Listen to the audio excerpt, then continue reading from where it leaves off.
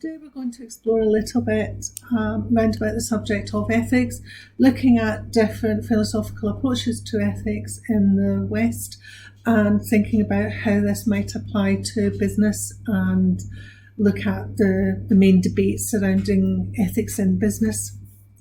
So let's get started. Ethics, as I said, we're going to be looking at Western approaches to ethics or Western ideas. Most ethics come from philosophy, so hopefully it's not going to be too complicated for you to get your head around, but different international cultures will have different beliefs and values that form the ethics of different countries. So for example, in the East, in Japan, in China, their ethics will be based on different philosophies, different ways of looking at how we live our lives.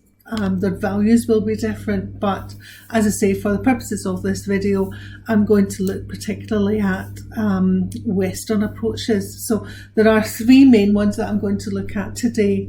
They are deontological ethics, consequentialism or utilitarianism, and we're going to be looking at virtue ethics. So these three different approaches are the key things we're going to be looking at today.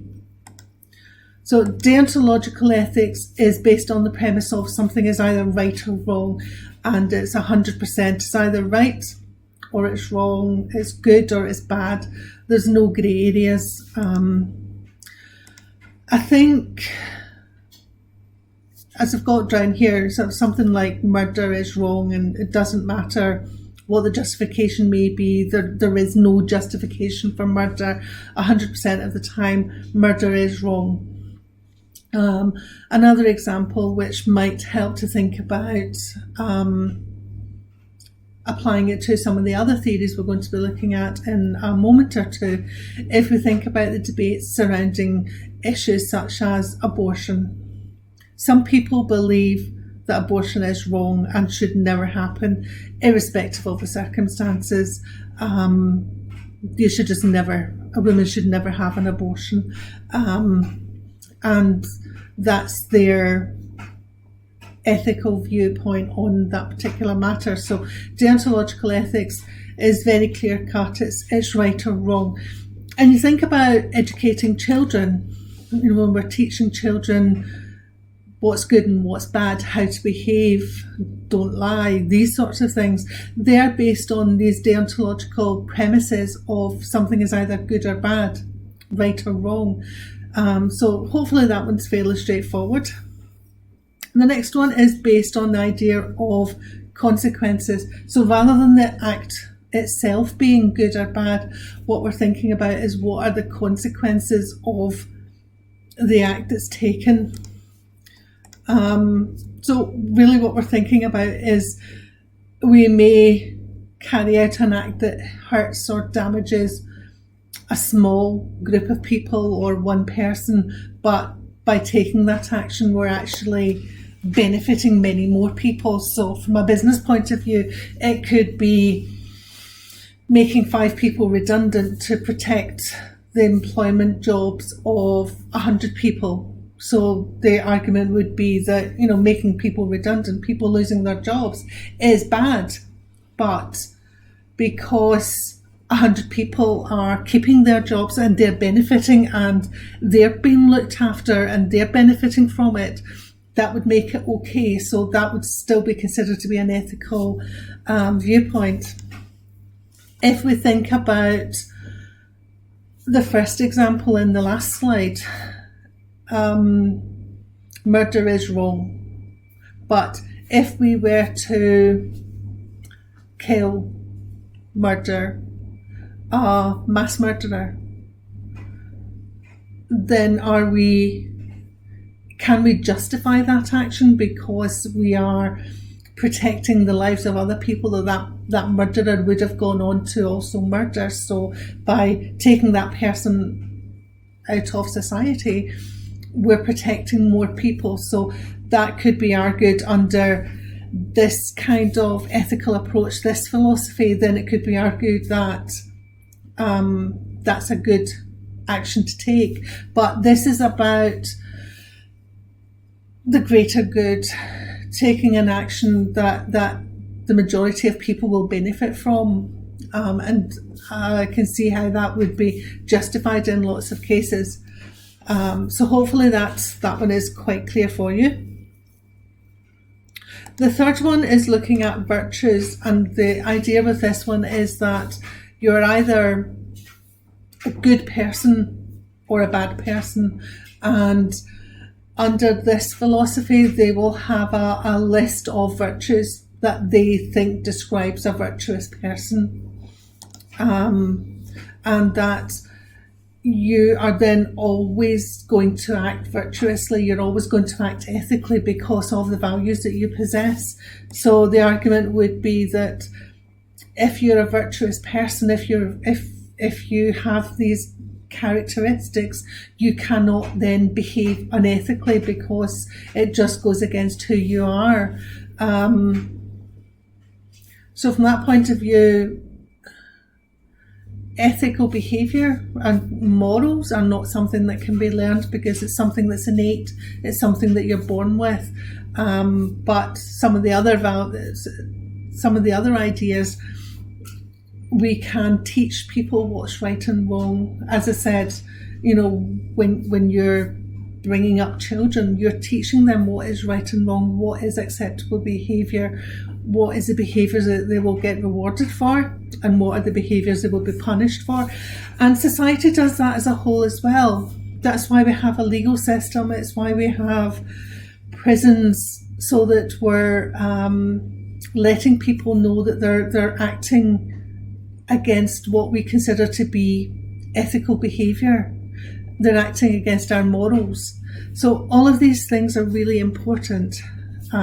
But as I say, there are three different approaches that I'm looking at today. There are other ethical theories as well, but these are the three main ones to start you off, to get you thinking about what is ethics and what are some of the considerations that we take when we're deciding whether to take a particular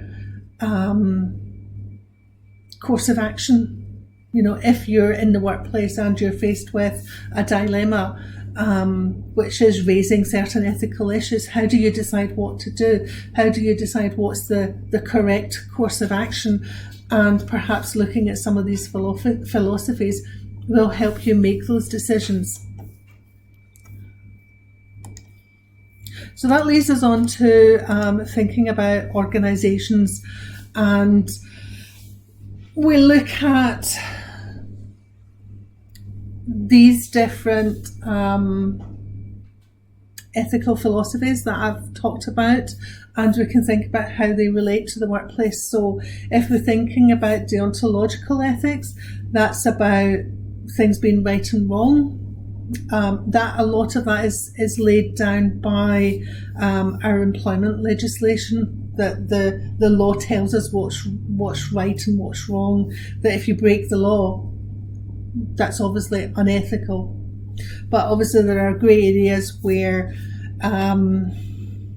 something may not be written down in law, but society will still consider a particular course of action to be unethical. But with deontological ethics, really we're looking at things that are legislated for, or perhaps are laid down through codes of practice and things like that.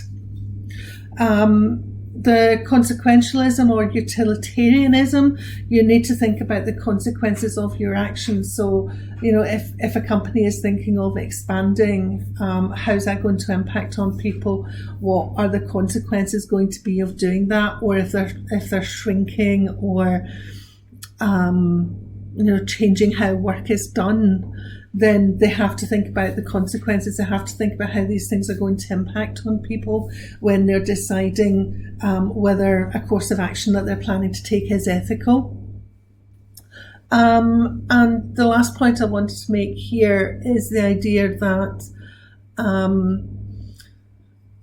a list of, we want managers and we want our leaders to behave ethically within business. We don't want businesses getting damaged their reputation getting damaged or being pursued through the courts because of unethical actions taken by management or leadership. But if we think about the virtue ethics, then there are some leadership theories that are also built on the idea of a leader will have particular traits, particular qualities and characteristics that you look for in your leaders when you're recruiting them. So if you're designing a person specification or a job profile for a leadership role, perhaps when you're thinking about the characteristics that you want that post holder to hold, you should be thinking about what are the ethical characteristics, what are the ethical virtues that you're looking for from your leadership team, so that they're going to act ethically and that the decisions are going to be grounded in ethical thinking in terms of what they do when they make the decisions, so that it's not going to harm the organisation. However, there are some, I'm just going to jump through this next slide. There are some theories, thinking back to 1970 when Friedman wrote this, his approach to ethics. He felt that business was, the principal purpose of business is to make money, to be profitable, to generate profits that are going to increase the value of the shares for the shareholders. It's going to increase their dividends. And as long as the company is not breaking the law, then the business really doesn't have any right to be involved in ethics. It shouldn't be thinking about ethics. It shouldn't be thinking beyond the fact it's there to make money and to generate profit, as I say, for the owners of the organisation, for the shareholders. However, as I say, that's back in 1970, so it's quite a long time ago now, and things have moved on quite a bit.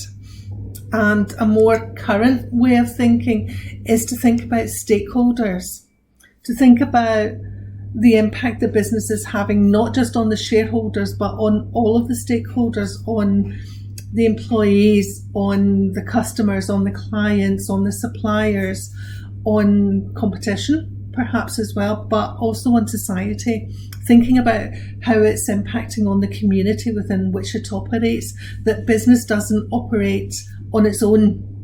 It's not operating as a standalone, totally isolated entity. It is part of bigger society, and it has to think about its relationship with society and how it's impacting on that. So in terms of more contemporary thinking round about ethics, there is this push more towards being aware of how you're impacting on society, how you're relating to all your stakeholders and not just your shareholders. So being aware of stakeholders becomes really important as well. That's not to say that there are still some people that think business is really just there to make money, and it will be driven towards doing that, and that will be its primary focus. But we just have to think about, if a company is behaving unethically nowadays, it attracts a lot of negative attention. They may, depending on what they're doing and depending on what their brand is, what their reputation is, it could harm their sales. It could harm companies that will want to trade with them and work with them. And it may also give them problems attracting and retaining the best staff, because those staff will increasingly are looking to work with organisations that have good ethical credentials as well, and they're not just looking for a company that's viable, they're looking for an organisation that perhaps shares their values and something that they can embrace and support totally as well. So being aware of these different approaches of ethics is really, within business, is really important as well. So I hope you found the presentation interesting, and if you have any questions, please feel free to message me with your questions. Thanks for listening.